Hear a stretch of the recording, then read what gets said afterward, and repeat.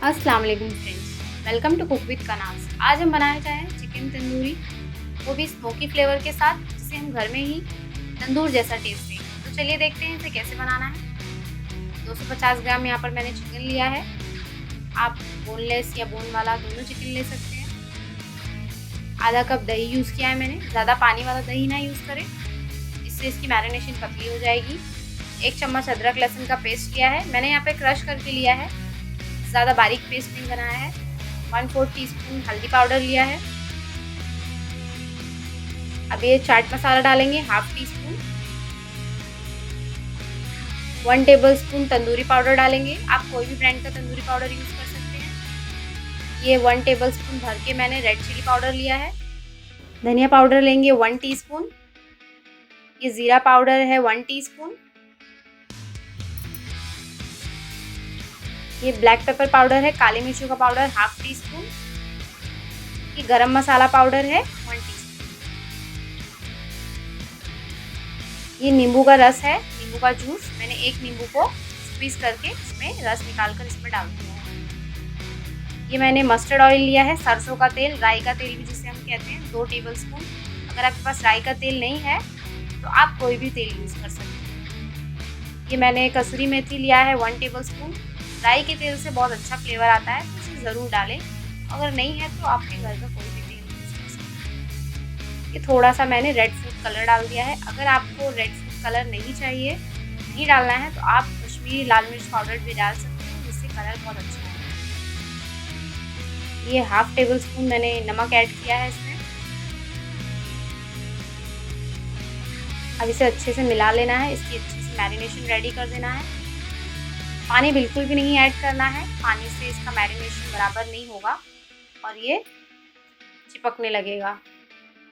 पानी से इसका मैरिनेशन अच्छा नहीं होगा और वो गीला हो जाएगा। अब हमारा मैरिनेट हो गया है, इसे हम रेस्ट करने के लिए 4-5 घंटे के लिए रख देंगे। अगर आपके पास टाइम नहीं है तो कम से कम 2 घंटा तो इसे ज़रूर रखें, ताकि इसका मसाला अच्छे से कोट हो जाए।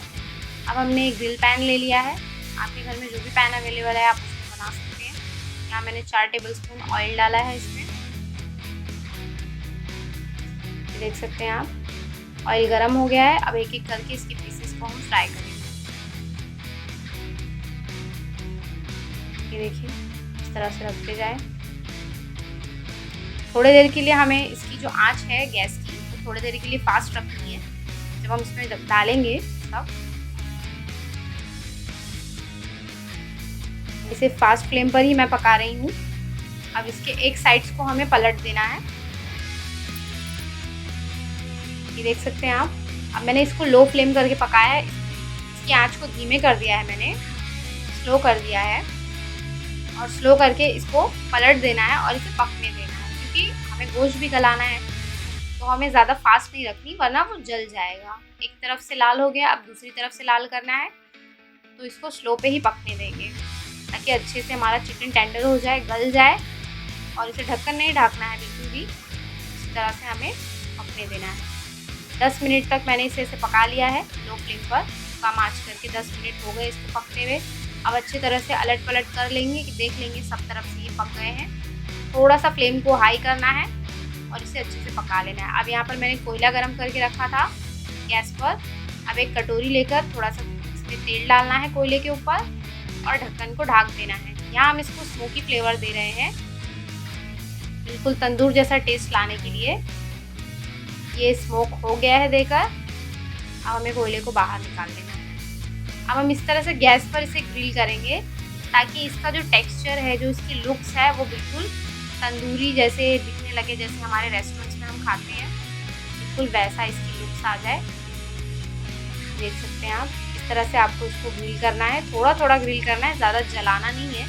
बस इसे अलट पलट करते रहना है इधर उधर, सब तरफ थोड़े थोड़े मार्क्स आ जाए, और इससे इसकी खुशबू और इसके टेस्ट में भी बहुत इजाफा हो जाता है, बहुत अच्छा लगता है, बिल्कुल रेस्टोरेंट जैसा ही टेस्ट आता है। ये देख सकते हैं आप। इस तरह से अगर आपके पास चिमटा नहीं है या जाली है, वो जो हमारी जिस पर हम रख कर ग्रिल करते हैं, उस जाली पर भी रख के आप इसको ग्रिल कर सकते हैं, और अदरवाइज़ चिमटे से भी एक एक करके कर सकते हैं। ये देखिए, इस तरह से करना है।